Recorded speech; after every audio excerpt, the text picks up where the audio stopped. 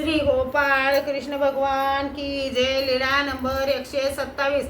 महादायसा राजकुमार एके दिवशी महादायसा भिक्षेला गेली होती, तेव्हा तिने काही लोकांना अलंकार घातलेले चांगले कपडे नेसलेले पाहिले, तर काहींना चांगले मिष्टान्न खाताना पाहिले, तर काही स्त्रियांना सज्जात झोपड्यावर झोके घेताना पाहिले। आणि महादायसा मनातल्या मनात म्हणाले, आता हे असे सुख भोगताना दिसतात, परंतु नंतर याचे काय होईल, यांच्यापेक्षा आपण राजकुमार आहोत असे तिला वाटले।